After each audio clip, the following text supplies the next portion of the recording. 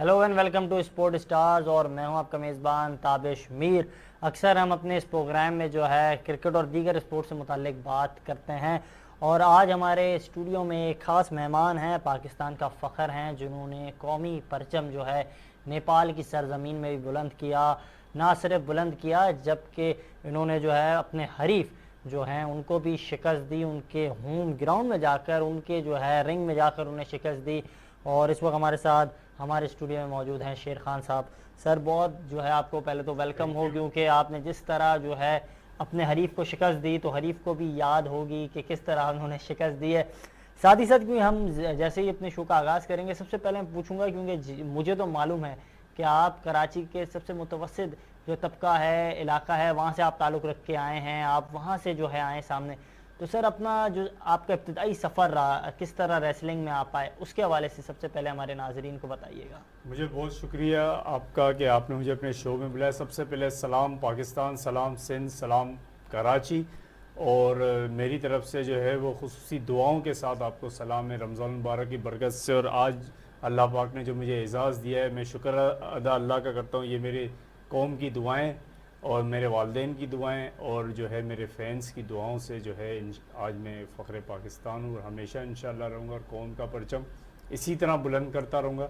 और बात नेपाल की है तो नेपाल की सरज़मीन पे तो मैंने अपनी मुल्क की सरज़मीन पे काफ़ी बार परचम रेज़ किया, लेकिन जब मैं नेपाल की सरज़मीन पे गया तो उस वक्त मैंने ये फ़ील किया कि ये मेरे एक जो है वो लोग मुझसे सवाल कर रहे थे कि ये पाकिस्तान के लिए आप खेलने के लिए आए हैं और आप रेसलिंग के अंदर हैं, आप जीतना चाहते हैं, टाइटल जीतना चाहते हैं। मेरे जहन में सिर्फ यही था कि मैं पाकिस्तान को फतेह दिलाना चाहता हूँ और पाकिस्तान का कौमी परचम अपने मुल्क के बाद नेपाल के सरजमीन पे बुलंद करना चाहता हूँ।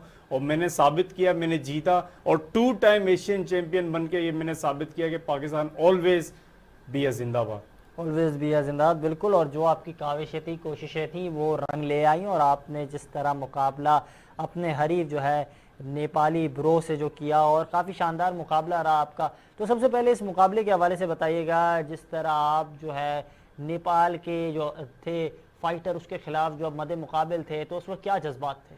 जज्बात यही थे कि बाहर मुल्क का एक अपोनेंट मिल गया, उसने चैलेंज कर दिया। उसे एक्सेप्ट करने के बाद जब मैं वहाँ गया तो मेरी फील यही थी कि उस रेसलर्स के अगेंस्ट इन द रिंग मैं ये नहीं महसूस करूँगा कि ये कोई दोस्ती है या कोई भाईचारगी है या कोई, रिंग के अंदर सिर्फ यही महसूस होता है कि मैं अपने मुल्क के लिए खेल रहा हूँ।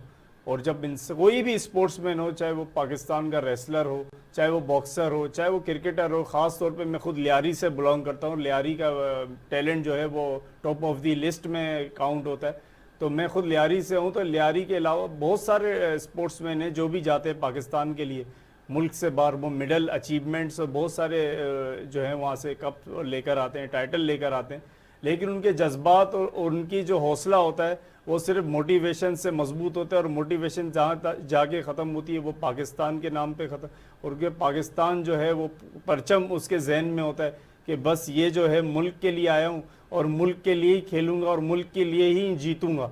तो पाकिस्तान का जो जज्बा होता है वो सिर्फ एक स्पोर्ट्समैन ही जानता है। बिल्कुल, ये एक स्पोर्ट्समैन स्पिरिट है और स्पोर्ट्समैन जो है उसको बेहतर समझता है। अच्छा, साथ ही साथ इसके हवाले से शेर खान साहब बताइएगा कि एक अच्छा मुकाबला रहा, वो तो सारा एक तवील सफ़र था, मगर ये सफ़र जो है आपने किस तरह तय किया? इब्तदाई तौर पर ये रेसलिंग का शौक़ कहाँ से हुआ? किसने ये रास्ता आपको दिखाया कि आपने फिर इस रास्ते पर जो है आप लगे रहे और इसके बाद आपने जो है एक पाकिस्तान के जो परचम है वो जो है दूसरों की सरजमीन पे भी जो है बुलंद किया?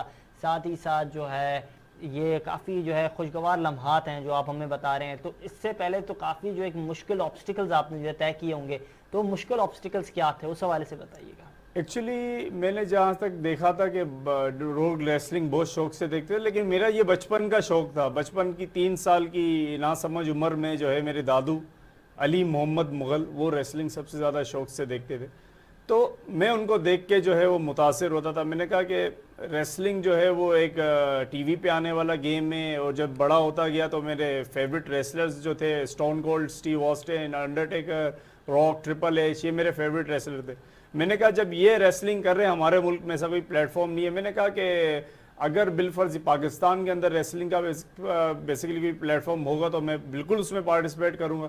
इवन के 2016-17 गुजर गए लेकिन ऐसा कोई प्लेटफॉर्म नहीं है। हालांकि फुटबॉल, बॉक्सिंग, मार्शल आर्ट्स ये सब मैंने किए। मेरे उस्ताद जो है मार्शल आर्ट्स के ऑनर अशरफ ताई साहब, और जो है मैं उनका शुक्रिया अदा करता हूँ कि उन्होंने मुझे इस मुकाम तक लेकर आए। असगर बलोच साहब, जब मैं बॉक्सिंग में था तो वो मुझे सपोर्ट करते थे। इसके अलावा फुटबॉल में मेरे खुद वालिद जो फुटबॉलर थे उन्होंने मुझे फुटबॉल दिखाई, लेकिन मैं सीखता और जो शौक था वो रेसलिंग का था।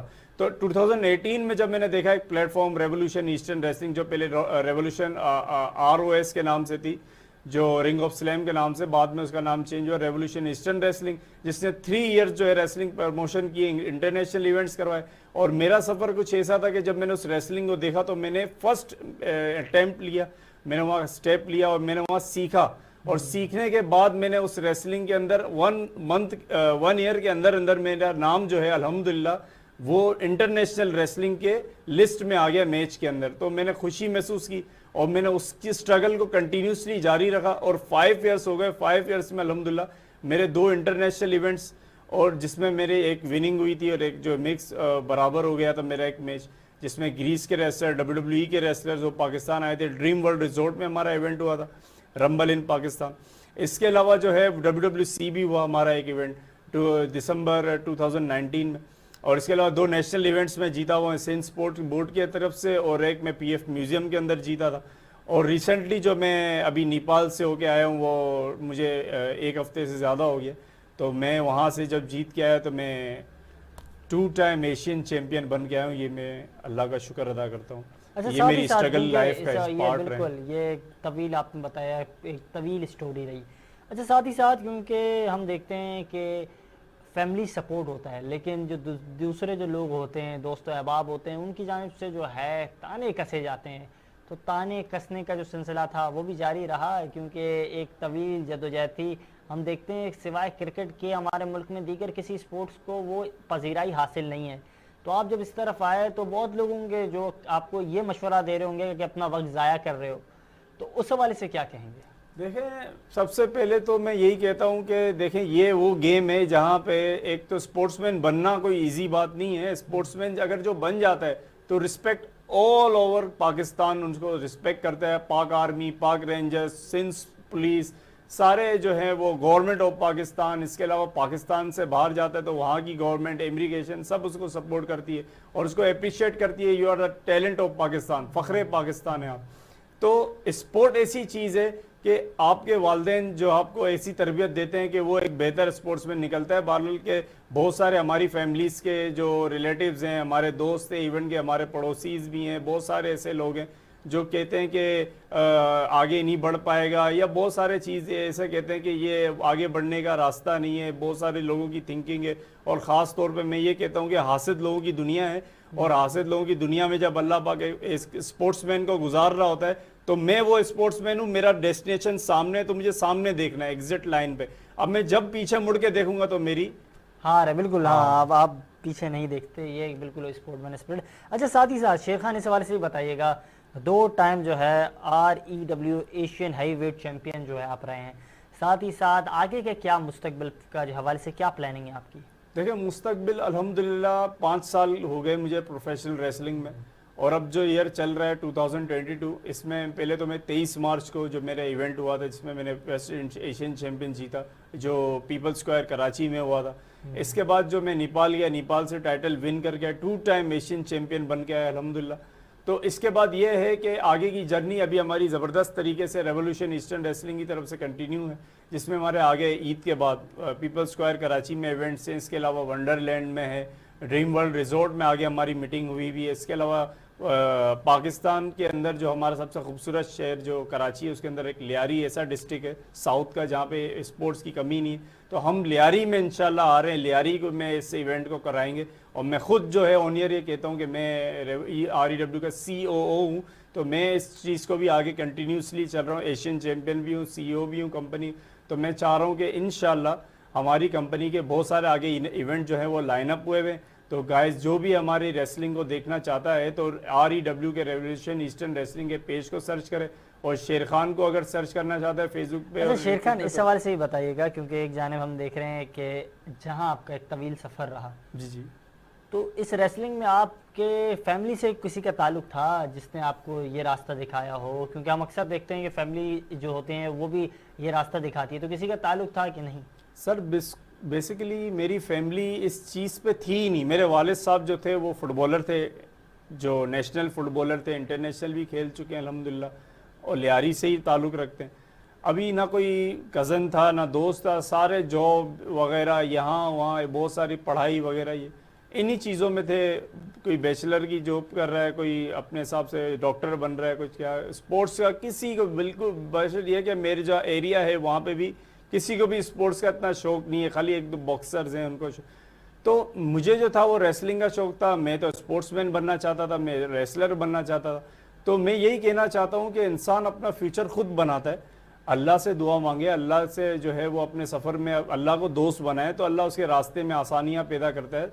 तो मैं रमज़ान मुबारक के महीने में यही कहना चाहता हूँ अपनी ऑडियंस को भी, अपने फैंस को भी, जो मेरे दोस्त हैं, अहबाब हैं, जो भी मेरे रिलेटिव हैं और जो नेगेटिव और पॉजिटिव सोचते हैं, उनके लिए भी यही मैसेज है कि इंसान अपना फ्यूचर अच्छा और बेहतर बनाता है। सबसे पहले रिस्पेक्टेड बाय ऑल, सबकी इज्जत करें, then you became a great successful in your future in your life. जब आप दूसरों की, अपने आप की और सबकी इज्जत करेंगे तब आप एक बेहतर इंसान और बेहतर स्पोर्ट्समैन बनेंगे। और ये साबित वाली बात है कि आज मैं यही चीज़ों से बिल्कुल आप कौम का फ़ख्र हैं, बिल्कुल ये बिल्कुल साबित वाली बात है। साथ ही साथ इस हवाले से ही बताइएगा, क्योंकि एक जानिब जो आपकी जद्दोजहद रही है, अब आपके फैंस भी हैं, फैंस को जो है इस हवाले से क्या पैगाम देंगे, पहले तो इस हवाले से बताइएगा। देखिए, फैंस को मैं यही पैगाम देना चाहता हूँ कि अगर आप अपने हिसाब से टिकटॉक में, स्नैपचैट्स में और बहुत सारी सोशल मीडिया में आप लोग जो है बढ़ चढ़ कर हिस्सा ले रहे हैं, you are just a part time, you are this is, ये एक टाइम पास है।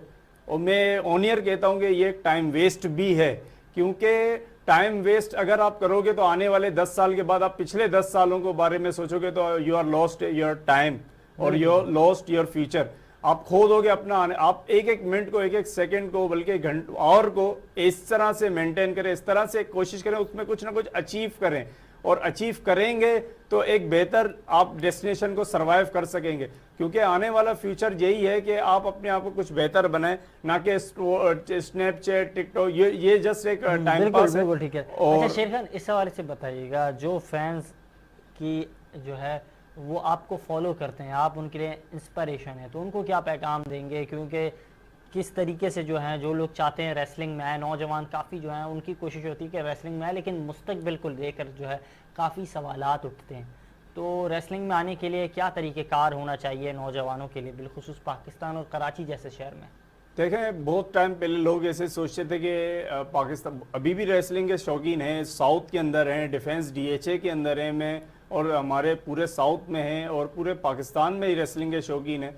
तो मैं इनको यही कहना चाहता हूँ कि आप रेसलिंग का जो रेवोल्यूशन ईस्टर्न रेसलिंग के नाम से सर्च करें पेज पे, उसमें हमारा नंबर भी है। तो आप जब, जो लोग ये सोचते हैं कि पाकिस्तान में रेसलिंग एकेडमी या रेसलिंग प्लेटफॉर्म नहीं है, तो हम आपको दिखाते हैं कि रेसलिंग प्लेटफॉर्म और रेसलिंग इवेंट जो भी हम कराते हैं उसमें आप आएँ, पार्ट करें। जो रेसलिंग सीखना चाहते हैं, जो जिनमें जुनून है, हौसला है, जज्बा है, मुल्क पाकिस्तान के लिए फ़ख्र बनना चाहते हैं, तो वो आएँ बेसिकली, और रब्ता करें। शेर खान से भी रब्ता करें। आई एम ऑल, मैं CEO हूँ, I am in company CEO, and हमारे बिलाल आफरीदी जो हैं हमारे एडमिन हैं, जो, और इसके अलावा प्रेसिडेंट ज़ीशान खान दुरानी और CEO एक्समैक, ये हमारी टीम है। तो आप हमसे कांटेक्ट करें, और जो भी रेसलिंग के प्लेटफॉर्म में आगे बढ़ना चाहता है, हमारी तरफ से ग्रेट अपॉर्चुनिटी है आप हमारे फैंस के लिए और all of the audience of Pakistan all over the world. बिल्कुल बिल्कुल, ये काफ़ी अच्छी बात आपने की। साथ ही साथ इस हवाले से ही बताइएगा कि जो रेसलिंग के लिए लोग आते हैं, हम देखते हैं बॉक्सिंग के लिए जो आते हैं वो एक जो है न्यूट्रिशन, जो पूरी एक डाइट प्लान के साथ आते हैं, और अगर वेट लिफ्टिंग कर रहे हैं तो भी डाइट प्लान के साथ होते हैं। रेसलिंग के लिए भी कोई इस तरह के डाइट प्लान होना चाहिए या नहीं होना चाहिए? देखिए, रेसलिंग में सबसे पहले मैं यही कहूँगा, हेल्थ इज़ ब्लेसिंग। सेहत एक सबसे बड़ी नेमत है। सेहत की जो है, आप नेमत की कदर करेंगे तो आप एक बेहतर स्पोर्ट्समैन भी बच सकते हैं। और दूसरी चीज़ ये मैं कहना चाहता हूँ कि ये सारी चीज़ें हर स्पोर्ट्स के लिए ज़रूरी है। अब मैं प्रोफेशनल रेसलर हूँ, प्रोफेशनल रेसलिंग के लिए जब तक वेट लिफ्ट नहीं होगी, आपकी बॉडी मेंटेन नहीं होगी, आपकी पावर स्ट्रेंथ ये, और इसके अलावा मेंटली फिजिकली आप प्रिपेयर नहीं होंगे, तो आप मैच भी नहीं कंटिन्यू कर सकते, ना जो है वो एक बेहतर रेसलर बन सकते हैं। तो ये टाइमिंग सबसे ज़्यादा ज़रूरी है। मॉर्निंग की 1 आवर की एक्सरसाइज है, नाइट की 1 आवर की एक्सरसाइज के अलावा जो है प्रोटीन है, इसके अलावा सप्लीमेंट्स हैं, इसके अलावा न्यूट्रिशन, ये जितने भी हैं ये आपको बॉयल्ड लेने पड़ते हैं, तो बॉयल्ड लेने पड़ते हैं। इसके अलावा जो है बहुत सारे लोग जो है ठंडा पानी ज़्यादा पीते हैं, तो मैं उनको यही कहना चाहता हूँ माजरत के साथ, आप गर्म पानी पिएं, क्योंकि गर्म पानी जो है वो सबसे ज़्यादा जो है आपके स्टेमिना भी बनाता है, और दूसरा ये है कि आपका जो है वो कभी आपको खांसी भी नहीं होती। ये एक मैं प्रोफेशनल रेसलर होने के नाते ये चीज़ कह रहा हूँ कि बहुत सारे लोग, रमज़ान का महीना है और रमज़ान के महीने में भी जो है लोग एहतियात करें, और इस चीज़ को देखने के मुताबिक बॉडी बिल्डिंग, आपकी स्ट्रेंथ, आपकी जो है वो फिजिकली मेंटली तौर पे आपको रनिंग करनी पड़ती है ग्राउंड्स में, इसके अलावा प्रॉपर मेंटेन करना पड़ता है खुद को एक परफेक्ट रेसलर बनाने के लिए। एक परफेक्ट रेसलर बनाने के लिए वक्त काफ़ी कम है क्योंकि ब्रेक पे जाना है। एक आखिरी सवाल आपसे करूँगा, इस हवाले से मुझे बताइएगा कि हम देखते हैं एक जानिब जो नौजवान नस्ल है उनमें ये जज्बा है कि वो रेसलिंग की तरफ जाए, बॉक्सिंग की तरफ जाए। अक्सर हमने देखा है जो ख़वातीन हैं वो बॉक्सिंग की तरफ जाती हैं, लेकिन क्या पाकिस्तान में, ना फिर आप जिस लेवल पे खेल रहे हैं, साउथ फर्स्ट इंटरनेशनल रेसलिंग जो आपका है, तो उसमें क्या ऐसा मौक़े हैं ख़वातीनों के लिए भी कि वो भी रेसलिंग की तरफ जा सकें? देखें, अभी तो हमारा जैसे कि हम ईस्टर्न की तरफ प्रोफेशनल रेसलिंग को लेकर जा रहे हैं, तो वेस्टर्न में तो आपने बहुत देखी होंगी, WWE के अंदर रेसलिंग लेडीज़ हैं, इसके अलावा मेक्सिको में है लूको रेसलिंग जो अमेरिका के बहुत सारे, ईस्टर्न टेक्सास, डैलस टेक्सास, बहुत सारे, इसके अलावा ये पूरे वेस्टर्न है। अब ईस्टर्न के अंदर हम देखते हैं तो उसमें ये है कि जापान प्रो रेसलिंग है, इसके अलावा तुर्की प्रो, ये सारी जो है वो एशिया ईस्टर्न सब आ जाती है। जो इंडिया तक के अंदर जो है लेडीज़ उन्होंने परफॉर्म किए हैं, तो अभी तक तो रेवोल्यूशन ईस्टर्न रेसलिंग ने अभी तो कोई रिलीज प्रमोट नहीं की है, लेकिन इन फ्यूचर अगर कोई ऐसी अपॉर्चुनिटी हमारी तरफ से प्रोवाइड की गई तो बिल्कुल हम इस चीज़ को भी लेके जाएंगे, एक वे में लेकर चलेंगे कि रेसलिंग इन पाकिस्तान, और इन पाकिस्तान वे में इंटरनेशनल लेवल पे उनको भी हम मुतारिफ कराएंगे, उनको भी मुतारिफ कराएंगे। बहुत शुक्रिया। हमारे साथ शेर खान पाकिस्तानी रेसलर मौजूद थे, साथ ही साथ कुछ और भी स्पोर्ट से मुतालिक जो हैं स्टोरीज़ हैं वो भी शामिल करेंगे, मगर वक्त हुआ एक शॉर्ट ब्रेक का।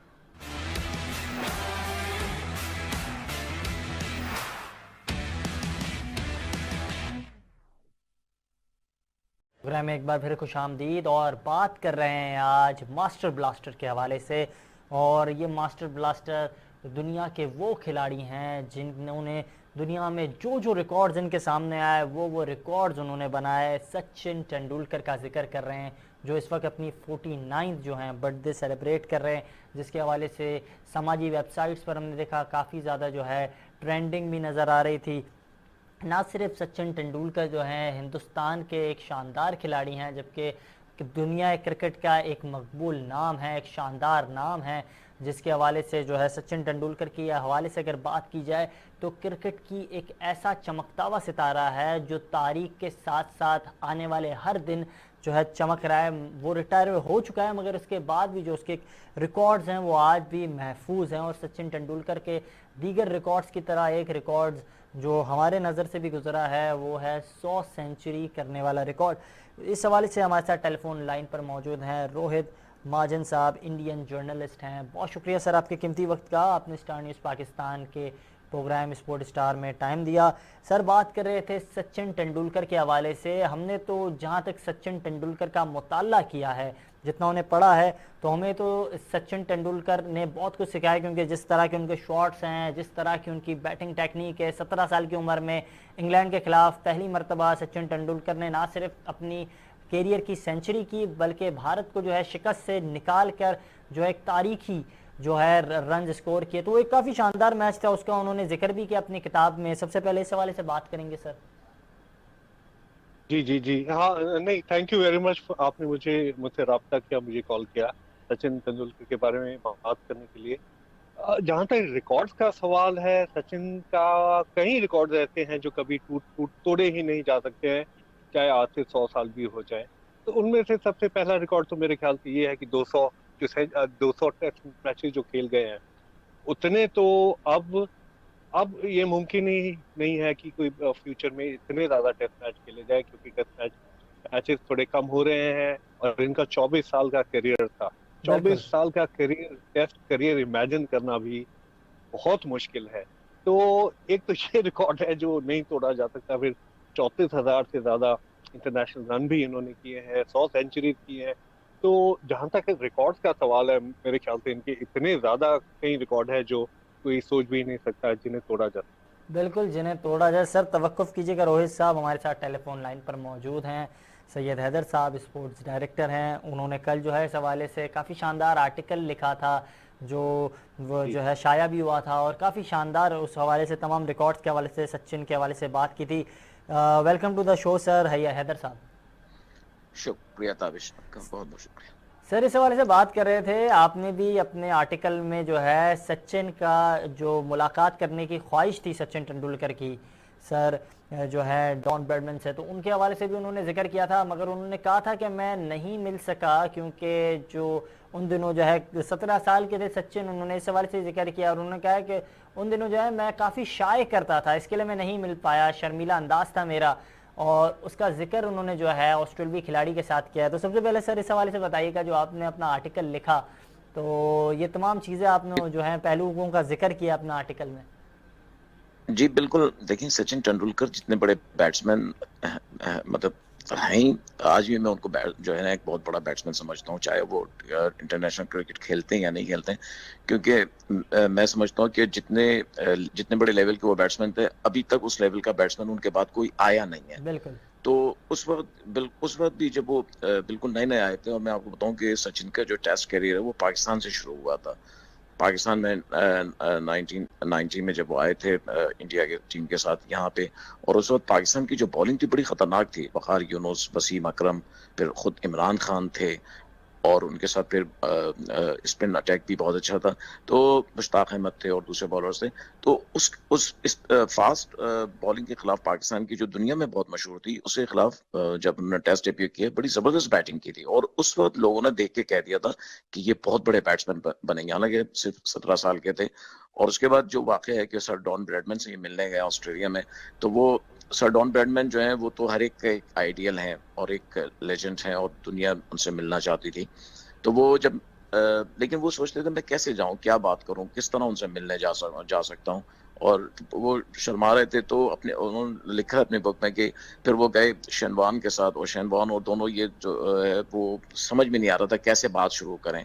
लेकिन सर डॉन ब्रैडमैन जितने बड़े प्लेयर थे, उतने बड़े शख्स थे वो, कि उन्होंने फिर सचिन से कहा कि आप बोलें क्या, आप आए मुझसे मिलने, तो मुझे खुशी हुई है, तो कुछ बात करें, पूछें। तो सचिन ने एक ही बात पूछी कि सर अगर आज आप खेलते तो आपका एवरेज क्या होता। तो सर डॉन ब्रैडमैन कहने लगे कुछ देर सोच के कि 70 होता। तो सचिन कहने लगे सर आपका तो पूरे कैरियर में जो है ऑलमोस्ट 100 है, और अब 70 क्यों होता। तो वो हंस के कहने लगे मेरे बच्चे, अगर मैं 90 साल की उम्र में अब बैटिंग करने जाऊंगा तो 70 रन तो कर ही लूंगा। तो ये एक मजाक था उनका, लेकिन उससे पता चलता है कि एक बड़े बैट्समैन ने, एक बड़े प्लेयर ने एक बड़े प्लेयर का किस तरह इस्तेमाल किया और किस तरह बिल्कुल की बातें की। तो सचिन बहुत बड़े प्लेयर थे और हमेशा रहेंगे। बिल्कुल सचिन जो एक बहुत बड़ा नाम थे, बहुत बड़े प्लेयर थे, और इसी तरह रहेंगे। साथ ही साथ रोहित साहब, अगर इस हवाले से बात की जाए कि सचिन तेंदुलकर ने जो है पाकिस्तान के ख़िलाफ़ मैच खेला 2003 में, और साउथ अफ्रीका में वर्ल्ड कप खेला गया, जिसमें काफ़ी शानदार जो है टच में नज़र आ रहे थे सचिन। थ्रू आउट पूरे वर्ल्ड कप में जो है वो इंजरी के बायस जो है ज़ख्मी हालत में जो है खेल रहे थे। तो उस हवाले से भी उन्होंने अपनी किताब में जिक्र किया है, और उस हवाले से सचिन ने कहा है कि मैंने जो है ड्रेसिंग जो थी उसको निकाल के वो रिमूव किया, और इसके बाद मैं जो है बैटिंग करने गया, क्योंकि अगर मैं ड्रेसिंग करके जाता तो मैं जो है जो शूज़ था वो नहीं पहन सकता था। तो इस हवाले से भी उन्होंने कहा, और उस जो 92 रन स्कोर किए 78 बॉल्स पर, तो उस हवाले से उन्होंने कहा कि ये मेरी पूरी क्रिकेट करियर का एक यादगार इनिंग है, उसको यादगार इनिंग करार भी दिया सचिन ने। जी जी, नहीं बिल्कुल सही बात है। और जैसे आप जानते ही हैं, मैंने भी वर्ल्ड कप के बड़े सारे मैचेस इंडिया पाकिस्तान के कवर किए, जी और जो पैशन और जो प्रेशर होता है उन मैचेस में, ऑस्ट्रेलिया में मैंने देखा, मोहाली का देखा है, और इंग्लैंड में देखे में बहुत ज्यादा मैचेस देखे मैंने। तो प्लेयर्स पे बहुत ज्यादा प्रेशर होता है, सामने से तो कह रहे होते हैं कि नहीं कोई बात नहीं, हम इस मैच को किसी और मैच की तरह ही खेलेंगे, पर ऐसा नहीं हो पाता। और बहुत प्रेशर होता है, और उस प्रेशर के मैच में आपको शायद ख्याल होगा, सईद अनवर ने एक बड़ी कमाल की सेंचुरी की थी पहले बिल्कुल खेलते हुए, बहुत ही अच्छी की थी। और पाकिस्तान का स्कोर अच्छा था, बहुत अच्छा था। और चेज करना पाकिस्तान के साथ किसी भी वर्ल्ड कप में बड़ा मैच होता है तो चेज करने में बहुत प्रेशर होता है। तो सचिन ने वो प्रेशर खत्म कर दिया शुरू में ही, जिस तरह से शॉट खेले थे अकरम अख्तर, शोएब अख्तर के साथ, और इवन वकार यूनुस के को भी अच्छा खेल रहा था। तो उन अटैकिंग शॉट से प्रेशर खत्म हो गया और उसके बाद तो बड़े आराम से जीत गए। तो ये होता है 11 में जो, बल्कि मुझे ख्याल आ रहा है जो मैच था सेमीफाइनल मैच, अगेन वो बहुत प्रेशर वाला मैच था। बिल्कुल, वो बहुत प्रेशर वाला और मैच था जिसमें वहाब रियाज ने 5 विकेटें ली थी। वहाब रियाज ने बड़ी अच्छी बॉलिंग की थी। जी। सचिन के इतने कैच भी छूटे थे, और अब वो बड़ा अजीब मैच माना जाता है उससे, तो मैं क्या कहूँ। पर सचिन अच्छा नहीं लग रहा था, ऐसा नहीं लग रहा था कि, पर वो टिका रहा और उसको कुछ चांसेस मिले, कैच छूटे और रन किए। तो पाकिस्तान के साथ मैचेस में सचिन ने अच्छे रन किए हैं, और वर्ल्ड कप से बड़ा मैच तो कोई होता नहीं है, तो उनने भी रन किए हैं। तो सचिन का पाकिस्तान के साथ, जैसे हैदर साहब ने बताया, अच्छा रिकॉर्ड है। अपनी पहली सीरीज में देखिए, इन्होंने जैसे इन्होंने कहा कि बड़े बॉलर्स के साथ, और इनको बॉल लगी थी चेहरे पे, बिल्कुल। और चोट आई, खून निकला था। और इनसे नवजोत सिंह सिद्धू ने पूछा कि आप खेलेंगे, आप खेल सकते हैं, और ये 16 साल का था। और बिल्कुल। ही सेड कि हाँ, हाँ मैं खेलूंगा। और बड़ी कमाल की बॉलिंग थी, हरी पिचेस थी, ग्रीनिश पिचेस थी, और क्योंकि पाकिस्तान की बड़ी कमाल की। इस हवाले से वसीम हाँ अकरम ने भी इस मैच का जो है जिक्र किया है, जी बेशतर जो है टीवी चैनल्स पे जाकर। पाकिस्तान के स्विंग के सुल्तान है, उन्होंने भी इस हवाले से बात की जी और जी इस इनिंग्स के हवाले से जो है माजी की याद ताज़ा करवाई हैं दीगर चैनल्स पे भी जाकर। सैयद हैदर जी साहब, जी जिस जी मैच का जिक्र कर रहे हैं रोहित साहब, इसके हवाले से वसीम अकरम जो हैं उनकी जानिब से ये कहा गया है, तो काफ़ी शानदार टच में थे, एक अपने करियर के इब्तदाई मराहिल में थे सचिन। और उस हवाले से वसीम अकरम ने भी कहा था कि उस दिन के बाद मैंने देखा ये लड़का रिकॉर्ड करेगा, ये कहना था वसीम अकरम का इस हवाले से। जी बिल्कुल। वो जो मैच था उसमें जब ये सचिन आए थे, स्कूल बॉय की तरह थे। बिल्कुल। मुझे याद है उस वक्त एक बाद में अखबार में, न्यूज़पेपर में एक थोड़ा सा एक जो है वो श्रीकांत उस वक्त कैप्टन थे, तो उनकी कुछ बातचीत भी आई थी। तो उन्होंने कहा था जब हमने खिलाने का फैसला किया सचिन तेंदुलकर को, तो हम परेशान थे कि इतने बड़े बड़े फास्ट बॉलर के सामने ये बच्चा जो है डर ना जाए और इसके बॉल कहीं ना लग जाए, कुछ इसका कैरियर जो है खराब ना हो जाए। तो जब मीटिंग हुई थी तो सचिन से पूछा तुम तैयार हो खेलने के लिए? तो सचिन ने कहा कि आप मुझे कहीं भी खिलाएं, मैं खेलने को तैयार हूँ। मतलब इतने देखें, क्रिकेट में दो चीजें बहुत अहम रोल प्ले करती हैं, एक आपका टैलेंट और एक आपका कॉन्फिडेंस।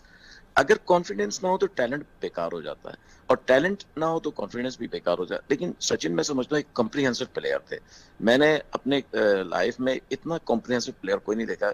कॉन्फिडेंस उनका 100% होता था जब वो बैटिंग करते थे, और जब टैलेंट तो खैर उनका जो है वो तो उस वक्त से था जब 12-13 साल की एज में उन्होंने जो है वो वर्ल्ड पार्टनरशिप स्कूल लेवल पे एक पार्टनरशिप की थी।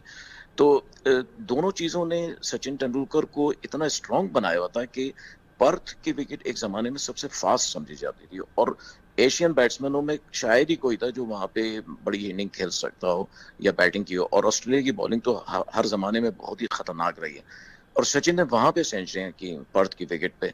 तो ये जो उनका लेवल था, मैं समझता हूँ कि मुझे तो ऑनेस्टली मैं कहूंगा कि ब्रैडमैन को मैंने नहीं देखा, लेकिन हमने जो सुना है कि ब्रैडमैन के ज्यादातर जो शॉट्स होते थे वो थर्ड मैन की तरफ जाते थे, थर्ड मैन या पॉइंट रीजन पे, उसके अलावा वो ज्यादा नहीं खेलते थे। लेकिन सचिन के आप शॉट देखें, पूरी बैटिंग देखें, तो विकेट के चारों तरफ वो मारते थे, long off, long on side पे, ऑफ साइड पे, कवर्स में, हर तरफ उनके शॉट्स हैं। तो बहुत ही देखने के लिए एक जबरदस्त नमूना होते थे। मतलब आदमी सिर्फ दिल चाहता था बस बैटिंग देखता रहे, उनकी इतने जबरदस्त बैट्समैन थे सचिन तेंदुलकर। अच्छा, वो हैवी बैट के साथ भी सैयद हैदर साहब खेलते थे, हम जहाँ तक हमें पता चला कि सचिन का जो बैट था वो अक्सर हैवी बैट के साथ जो है खेलते थे। जी, वो क्योंकि बॉटम हैंड से खेलते थे। देखिए बिल्कुल। सचिन बॉटम हैंड प्लेयर थे, तो बॉटम हैंड में जो है वो हैवी बैट जो है वो बड़ा फायदा करता है, बड़ा क्योंकि फायदा बॉटम हैंड करता में है, फिर बिल्कुल। सारा जो उनका जी जी। हाँ, उनका सारा जोर उस पर होता है। बिल्कुल बिल्कुल, रोहित साहब इस हवाले से बताइएगा, क्योंकि एक जानब हम देख रहे हैं जिस तरह की क्रिकेट, जिस दौर में सचिन क्रिकेट खेलते थे, वो उस दौर की क्रिकेट से T20 वर्ल्ड कप आया, क्रिकेट में काफ़ी तब्दीलियाँ आई, T10 लीग आया, जो है बैचेस होने लगे, फिर इसके साथ साथ जो है कंट्री टू कंट्री जो है मैचेस के साथ ट्रायल सीरीज होने लगी और दीगर जो मैचेस का सिलसिला शुरू हो गया। फिर हम देखा एक जानिब जो है हिंदुस्तान में IPL का सिलसिला शुरू हुआ, PSL पाकिस्तान में हुई, तो क्रिकेट तो बिल्कुल तब्दील हो गया क्रिकेट का जो निज़ाम था। मगर सचिन का अंदाज और जिस तरह की उनकी कंसिस्टेंसी थी, जिस तरह वो मुसलसल जो जिस तरह परफॉर्म करते थे, वो अपने उसी रंग में नज़र आते थे। इस आज के इस दौर में सचिन जैसा ना फिर सचिन के करीब तर कोई ऐसा खिलाड़ी है प्लेइंग इंडियन 11 जो है उसके अंदर, ना फिर पाकिस्तान के अंदर कोई ऐसा खिलाड़ी जिसको आप समझते हैं he can perform such as Sachin. नहीं मैं पहले इस बात पे बात करता हूँ, जो 3 फॉर्मेट पे आजकल के जो खिलाड़ी खेलते हैं। बिल्कुल। ब्रैडमैन ने कोई 52 टेस्ट खेले हैं मेरे ख्याल से। बिल्कुल। और 52 मैचेस इंटरनेशनल तरफ, क्योंकि वनडे क्रिकेट बहुत बाद में है, 70s में आया। और सचिन ने 664 इंटरनेशनल मैचेस खेले और ये बहुत ज्यादा फर्क है, 10 गुना 12 गुना से भी ज्यादा मैचेस सचिन ने इंटरनेशनल खेले हुए हैं। तो उससे उन पे प्रेशर जो होता है, और पूरे कंट्री का 90s में इंडिया की जो बैटिंग थी अर्ली 90s में, सारा प्रेशर इन्हीं पे होता था। और उसके बाद गांगुली 96 में आए और द्रविड़ 97 में आए और द्रविड़ 96 में आए, लक्ष्मण 97 में, 98 में आए। तो उनके आने से सचिन को काफी सपोर्ट मिला। पर उससे पहले अजहर हमारे अच्छे बहुत बड़े प्लेयर हैं, बिल्कुल कमाल का खिलाड़ी थे, पर सचिन पे बहुत ज्यादा प्रेशर होता था, स्पेशली 1994 के बाद वनडे क्रिकेट में उन्होंने परफॉर्म भी किया। तो उस प्रेशर को हैंडल जो जिस तरह से किया, 24 साल इन्होंने हैंडल किया है, और उसके बावजूद इनके पैर जमीन पे ही रहे हैं। तब मेरे ख्याल से सबसे अमेजिंग बात यही है कि इनकी जिंदगी में कोई ऐसा बड़ा स्कैंडल नहीं हुआ, इनका दिमाग नहीं खराब हो गया, ये आसमान पे नहीं चला गया। तो ये और पोलाइट रहे हैं, जब भी इनसे मिलो बात करो तो बड़े पोलाइटली, बड़ी जेंटली बात करते हैं। तो ये बात है। जहां तक कि आप ये कह रहे हैं कि आजकल के जमाने में इनके बराबर का प्लेयर या इनके मुकाबले का प्लेयर, देखिए मैं तो एक पहली बात है, मैं कंपेयर नहीं करना चाहूंगा बिल्कुल, क्योंकि आजकल बहुत कमाल के प्लेयर अब भी हैं। जैसे आपके बाबर आजम को मैं बहुत एडमायर करता हूँ। हमारे पास विराट कोहली हैं, जिन्होंने अब 70 उनकी सेंचुरीज इंटरनेशनल हो गई हैं।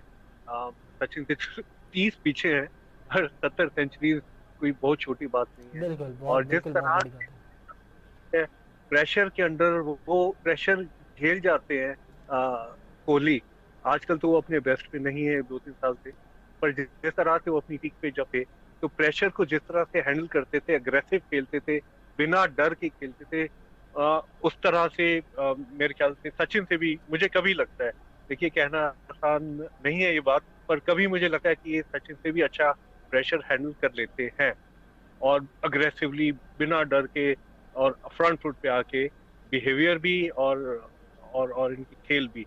मुझे राइट नाउ मुझे रिजवान, आपका मोहम्मद रिजवान बहुत ही कमाल करता है, हर फॉर्मेट में बहुत अच्छा खेल रहा है। और बाबर आजम बहुत अच्छा प्लेयर है। जो अराउंड द वर्ल्ड और भी अच्छे प्लेयर आ रहे हैं, स्मिथ है ऑस्ट्रेलिया का, लेबुशेन है, विलियमसन बहुत ही कमाल का प्लेयर है, जो रूट है, तो प्लेयर हैं।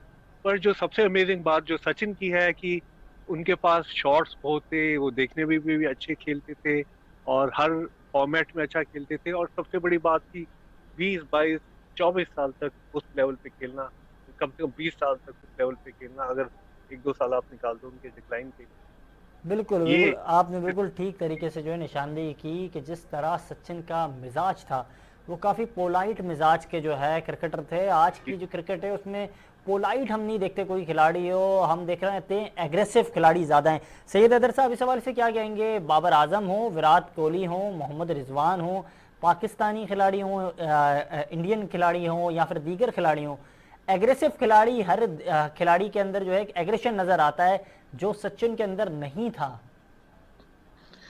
देखिए, पहली तो मैं आप बात कहूँगा, रोहित साहब की बात से मैं जो है एग्री करूँगा कि किसी भी प्लेयर का दूसरे प्लेयर से कंपेयर करना बहुत मुश्किल है, क्योंकि हर प्लेयर की अपनी एक क्लास है और अपना एक लेवल है और उसके हिसाब से खेलता है, और दूसरे एनवायरनमेंट भी चेंज होता जाता है।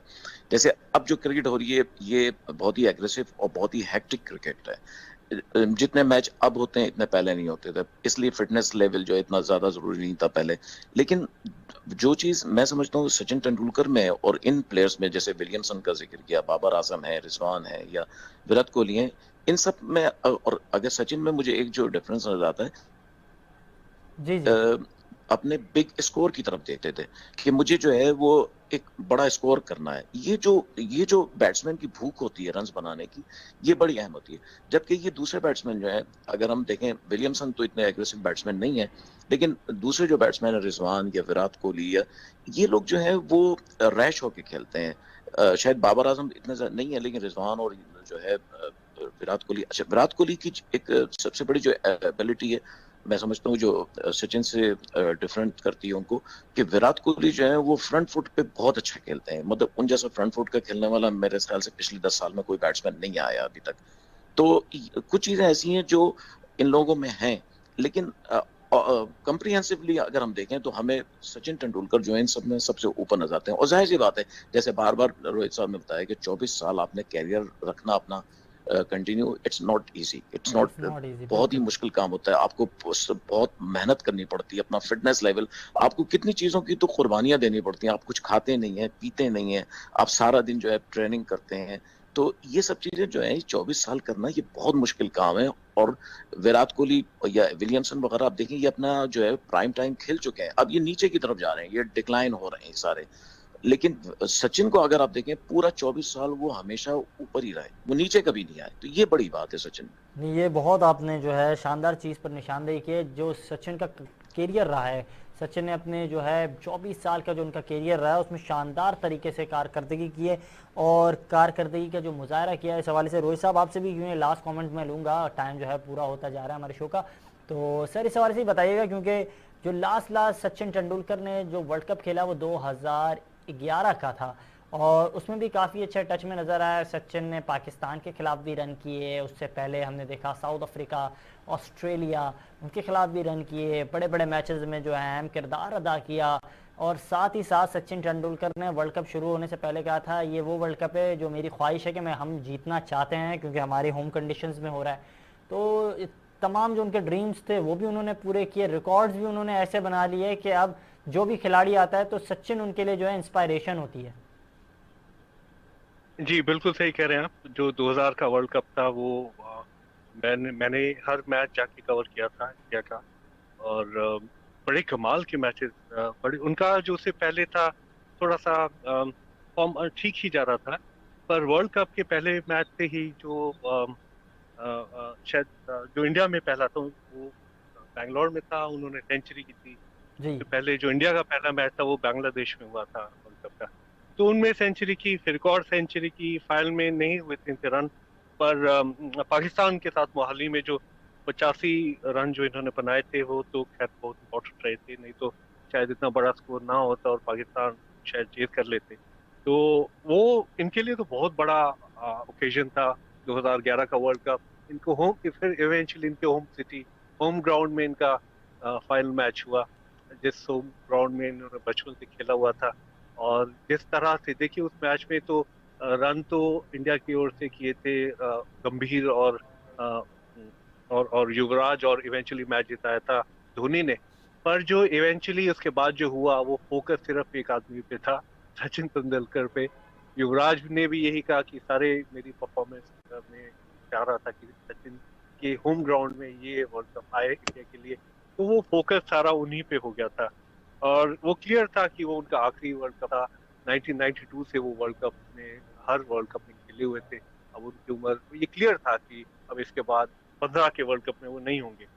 तो जिस तरह से उनकी विदाई हुई इंटरनेशनल क्रिकेट में, वो भी खैर मुंबई में ही उनका फाइनल टेस्ट 13 में हुआ था, उसमें उनके कुछ रन बन पाए थे सेकंड। बिल्कुल बिल्कुल, बहुत तो जी बिल्कुल जी बिल्कुल। जी, बस मैं ये कहना चाह रहा था कि इनका विदाई अच्छी हुई वर्ल्ड कप में, ये 2011 की। नहीं बिल्कुल, बहुत आपने शानदार तरीके से जो है सचिन के हवाले से बताया। हमारे साथ रोहित महाजन साहब मौजूद थे, इंडियन जर्नलिस्ट, साथ ही साथ सैयद हैदर साहब मौजूद थे, स्पोर्ट्स डायरेक्टर। आप दोनों के कीमती वक्त का बहुत बहुत शुक्रिया। साथ ही साथ उनकी जानिब से ये भी कहा जा रहा था कि जिस तरह सचिन का एक कैरियर रहा, साथ ही साथ उन्होंने जिस तरह जो उनकी प्लानिंग्स थी वो तमाम प्लानिंग्स पर जो हैं उन्होंने काम किया, और काफ़ी शानदार कैरियर रहा 24 साल, जो एक तवील कैरियर रहा। और साथ ही साथ जो है सचिन ने आखिरी में जो 2011 का वर्ल्ड कप खेला तो उस वक्त भी उन्होंने ये फैसला कर लिया था कि ये मेरा आखिरी वर्ल्ड कप होगा, और उसके लिए जिस तरह उन्होंने प्रिपरेशन की, जिस तरह उनकी मेहनत थी, काविशें थी, वो भी सबके सामने थी। और आज का ये प्रोग्राम करने का मकसद ये था क्योंकि क्रिकेट के हवाले से मास्टर ब्लास्टर सचिन जैसे रिकॉर्ड आज तक किसी खिलाड़ी के नहीं है, तो इस हवाले से हमने चाहा कि जो नाजरीन हैं उनको इस हवाले से ये बताएं। और दीगर जो सचिन के रिकॉर्ड थे उस हवाले से रोहित साहब हमें बता रहे थे, सैयद हैदर साहब ने भी जो एक शानदार आर्टिकल लिखा है उन्होंने भी इस हवाले से हमें आगाह किया। आज के लिए इतना ही। अपने मेज़बान ताबिश मीर को इजाज़त दीजिए, बस अल्लाह हाफ़िज़।